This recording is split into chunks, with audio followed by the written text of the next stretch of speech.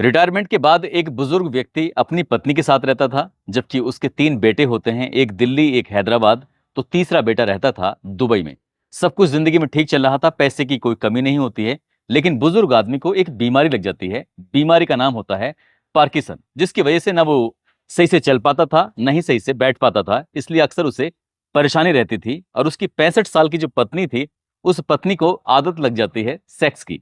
और सेक्स करने के लिए वो एक लड़के को अपने घर पे बुलाया करती थी। इसके लिए बाकायदा उसको पेमेंट किया करती थी। वक्त धीरे धीरे आगे बढ़ जाता है और एक दिन कुछ ऐसा होता है जिसकी किसी ने कल्पना नहीं की थी। दरअसल इस घर के अंदर एक नहीं बल्कि 2 कत्ल हो जाते हैं। और इस घटनाक्रम का जब खुलासा होता है तो लोगों को यकीन नहीं हो रहा था कि एक महिला को इतनी उम्र में, जिसकी उम्र 65 साल के आसपास और उसके बेटे से भी छोटे उम्र के लड़के से उसे प्यार हो जाता है और उसके साथ वो अवैध संबंधों में व्यस्त रहती थी। आदाब, नमस्कार, सत श्री अकाल। मैं उस्मान सैफी। आज की जो सच्ची घटना मैं आपको सुनाने जा रहा हूं, ये सच्ची घटना है बिहार प्रदेश के पटना शहर का एक थाना है पाटलिपुत्र, और यहीं का एक इलाका लगता है नेहरू नगर, रोड नंबर 2। दरअसल सुजाता निवास में एक महिला जिसकी उम्र 65 साल के आसपास होती है, जिसका नाम सुजाता देवी होता है। उसका पति, जिसकी उम्र लगभग 75 साल के आसपास होती है और नाम होता है NK श्रीवास्तव। ये तुम पति और पत्नी यहाँ रहते हैं, लेकिन उनके 3 बेटे होते हैं। एक बेटा हैदराबाद में, तो दूसरा बेटा रहता है इनका दुबई में, और तीसरा बेटा रहता है इनका दिल्ली के अंदर।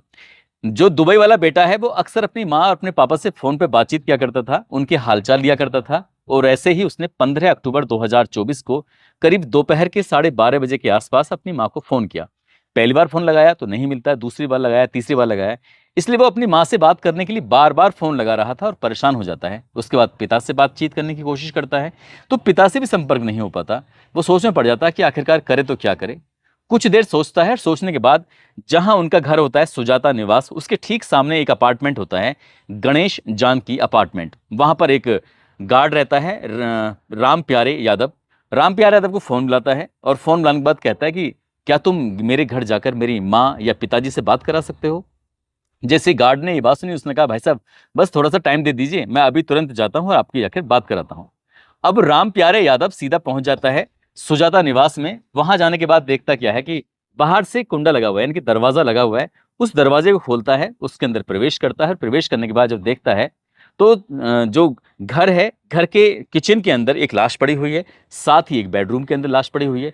लड़का वो फोन पर बातचीत कर रहा था, तुरंत ही वीडियो कॉल शुरू हो जाती है और वो कहता है कि यहाँ पर तो इस तरह से लाश पड़ी हुई है। और वो जोर से चीखने लगता है, यानी कि जो गार्ड है उसकी चीख निकल जाती है। उसकी चीख सुनने के बाद जो नीचे किराएदार रहते हैं वो भी आ जाते हैं, आसपास के लोग भी आ जाते हैं। तुरंत ही पुलिस को भी सूचना दी जाती है। अब जब पुलिस को सूचना दी जाती है, पुलिस मौके पर आती है। जो यहाँ की पुलिस होती है पाटलिपुत्र थाने की, वो यहाँ आकर मामले की जांच पड़ताल में जुट जाती है। दंपति, यानी कि जो रिटायर्ड अधिकारी है, जिसकी उम्र लगभग 75 साल के आसपास है, NK श्रीवास्तव, उनकी पत्नी सुजाता देवी, जिनकी उम्र 65 साल के आसपास है, दोनों की लाश पड़ी हुई है। जगह जगह ब्लड फैला हुआ है, खून। उन्हें जो मारा गया था, ऐसा लग रहा था किसी धारदार हथियार से एक बार नहीं बार बार वार किए गए थे। साथ ही जो महिला होती है उसको तो किसी भारी वस्तु से उसके चेहरे को पूरी तरह से बिगाड़ दिया गया था। पुलिस ने जब घर आकर देखा तो पुलिस खुद हैरान थी। दरअसल जब सेफ अलमारियां होती हैं उनको खोला जाता है, खोल के देखा जाता है तो लगभग 15 लाख रुपए की जेवरात, कुछ नकदी भी होती है, घर में रखी होती है। घर की हालत बहुत अच्छी खासी, कोई दिक्कत नहीं, कोई परेशानी नहीं। अब पुलिस ये सोचने पर मजबूर हो जाती है कि आखिरकार इनका कत्ल हुआ है तो क्यों हुआ है और किसने किया है। तीनों बेटों को खबर दे दी जाती है। दरअसल ये जो दंपति था मूल निवासी सिवान जिला लगता है, सिवान जिले का थाना लगता है नौतन, और नौतन का ही एक गांव लगता है पचलखी। पचलखी रहने वाले होते हैं। उनके गांव के लोगों को भी सूचना दे दी जाती है। सबके सब लोग आते हैं, आसपास के लोगों से भी जांच पड़ताल की जाती है, पूछताछ की जाती है, लेकिन किसी ने कुछ देखा ही नहीं था। अब पुलिस ने आसपास के जो CCTV कैमरे थे उनको देखना शुरू किया, लेकिन कहीं कोई CCTV कैमरा ऐसा मिला ही नहीं जिसके आधार पर ये कह सकें कि आखिरकार कातिल कौन था, कत्ल क्यों हुआ। इनकी जो CDR होती है उसको निकलवाया जाता है, ये पड़ताल करने के लिए, देखने के लिए कि आखिरकार इनका किसी से कोई मामला तो नहीं है, कोई दुश्मनी तो नहीं है। जब बच्चे भी आ जाते हैं, बच्चों से ही पूछताछ की जाती है, लेकिन कोई भी पुलिस को ऐसा एंगल नहीं मिल रहा था। 15 अक्टूबर की सुबह के वक्त आसपास ये घटना हुई थी। दोपहर में पता चल जाती है पुलिस को, और पुलिस लगातार कोशिश कर रही थी। SSP ने कई टीमें बना दी, फोरेंसिक टीम यहाँ पर आकर एक एक चीज को उठाती है, देखती है, लेकिन कुछ सफलता मिल नहीं पाती। आखिरकार पुलिस को एक व्यक्ति आता है, आकर कहता है कि लगभग 11 सेकंड की एक CCTV फुटेज है, हो सकता है कि आपको यहाँ से कुछ मदद मिल सके। अब पुलिस ने जो 11 सेकंड की रिकॉर्डिंग देखी तो उसमें पता चलता है कि एक व्यक्ति है जो कि इन्हीं के घर की तरफ से आ रहा है, बाइक पर बैठा हुआ है, और जो उसके कपड़े थे, कपड़ों की तो पहचान हो रही थी वो किस कलर के हैं, लेकिन वो कौन है इसकी पहचान नहीं हो रही थी। पुलिस के पास इसके अलावा कोई रास्ता नहीं था, और ये बिल्कुल पूरी तरह से कह सकते हैं कि अंधा कत्ल था। ये जो डबल मर्डर है, इस डबल मर्डर का कातिल कौन है, पूरा शहर यानी कि पूरा पटना शहर इस बात की जानने की फिराक में जुट जाता है। रिश्तेदार, उनके बेटे, जो तीनों बेटे होते हैं, दिल्ली वाला, हैदराबाद वाला और साथ ही दुबई वाला। अब इस मामले में पुलिस उस 11 सेकंड की रिकॉर्डिंग के आधार पर जो आसपास के जो मेन मुख्य रास्ते थे, उन रास्तों पर लगे हुए सीसीटीवी कैमरों को देखा जाता है, तो पता चलता है कि एक व्यक्ति जो बाइक पर निकला है, उसकी जो शर्ट की कलर था, उस शर्ट के कलर के हिसाब से उस बाइक सवार को पहचानने की कोशिश की जाती है। तो पता चलता है कि उस बाइक सवार का नाम होता है अमित कुमार उर्फ टिंकू, जो कि राजीव नगर के रोड नंबर 27 पर वो रहता है, और नेहरू नगर में ही उसकी परचून यानी कि किराना का स्टोर होता है। जब आसपास के लोगों ने कहा ये तो अमित है, अमित उर्फ टिंकू है, तो पुलिस इसके पास जाती है, क्योंकि अब एक ही एकमात्र प्राइम सस्पेक्ट था। पुलिस ने हालांकि कई लोगों की हिरासत में लिया था, और वहां से कोई पुलिस को सफलता मिल नहीं पा रही थी। पुलिस इससे पूछताछ करने लगती है, और पुलिस ने अंधेरे में तीर चलाया, और अंधेरे में कुछ इस तरह से तीर चलाया कि हमारे पास तुम्हारी रिकॉर्डिंग है, हमने तुम्हारी रिकॉर्डिंग देखी है, और उसमें हमें कुछ अहम सबूत लगे हैं। शुरुआत में वो इधर उधर की बातें बताने लगा, लेकिन पुलिस ने जब सख्ती से उससे पूछताछ किया तो उसने चौंकाने वाली बात बताई। दरअसल वो कहता है कि मेरी अक्सर आंटी से बात होती थी। उस लड़के की जो उम्र होती है लगभग 31 साल के आसपास होती है, और आंटी की जो उम्र थी वो लगभग 65 साल के आसपास थी। आंटी के 3 बेटे होते हैं, तीनों बाहर रहते हैं, पति साथ रहता है, लेकिन पति को पार्किंसन नाम की एक बीमारी होती है, जिसकी वजह से वो ठीक से चल नहीं पाता, जिसकी वजह से वो अक्सर आराम ही करते रहते हैं। अब इस लड़के को 15 अक्टूबर 2024 की सुबह लगभग 7:30 बजे के आसपास इस बुजुर्ग महिला ने फोन किया कि तुम्हें घर आना है, तुमसे कुछ बात करनी है। जैसे इसके पास फोन पहुंचता है, कि ये फोन पहली बार नहीं बल्कि अक्सर इसके पास फोन पहुंच जाता है। दरअसल ये लड़का जो होता है मूल निवासी नालंदा जिले का हिल्सा एक इलाका लगता है, वहां का रहने वाला होता है। 3 साल पहले ये यहाँ पर परचून की दुकान करने के लिए आया था, और 3 साल पहले ही सुजाता देवी से इसकी जानकारी हो गई थी। ऐसा पहली बार नहीं था, ऐसा अक्सर होता था। वो घर आता था, और घर आने के बाद जो भी बुजुर्गों की मदद करता था, बच्चे की तरह इसी तरह से मदद करके निकल जाया करता था। उसने ये बात बताने की कोशिश की, लेकिन पुलिस ने उससे कहा कि हमें आगे की जानकारी लेनी है, दरअसल आगे की क्या बात है क्या नहीं।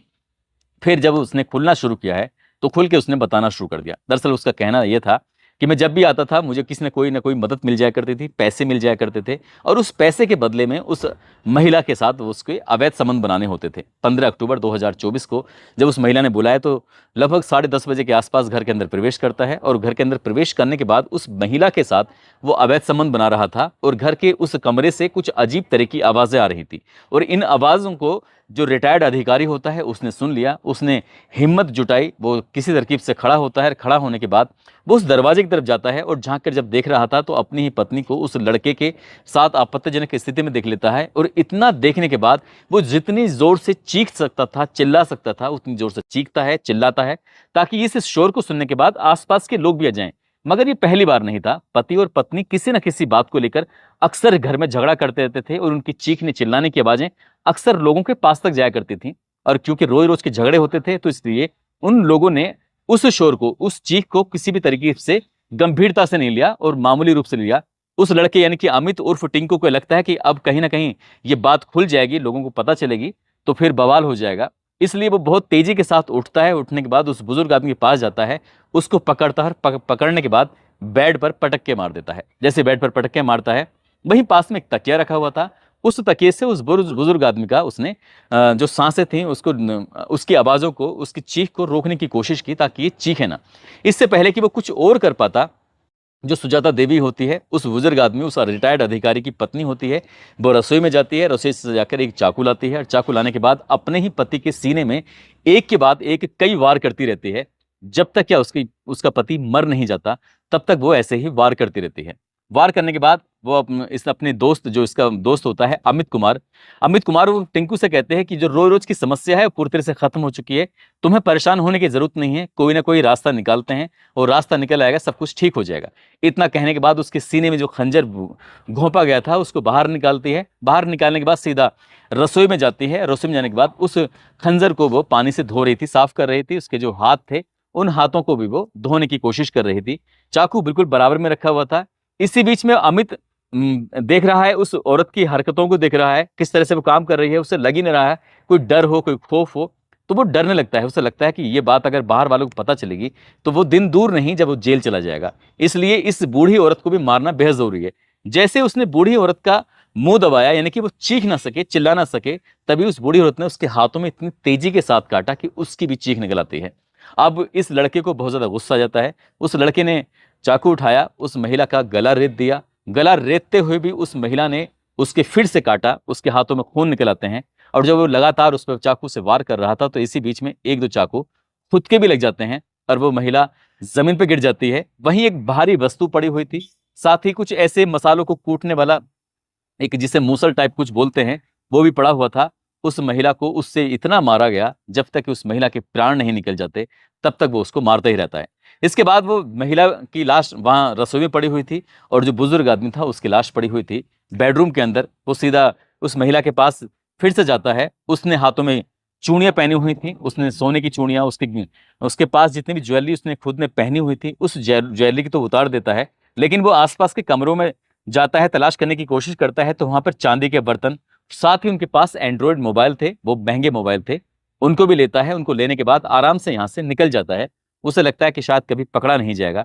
इसके बाद सीधा पहुंच जाता है अपनी दुकान पर, दुकान को खोलता है और शाम को यहाँ से जैसे रोज की तरह दुकान बंद करता है, एक सुनार के पास जाता है। सुनार के पास जो भी उसने ज्वेलरी वहां से उस महिला से ली थी, उस ज्वेलरी को वो सुनार को देता है। उससे कहता है कि मुझे कुछ पैसों की जरूरत है, यानी कि 1 लाख रुपए में उस ज्वेलरी को वो गिरवी रख देता है और मोबाइल को छुपा देता है।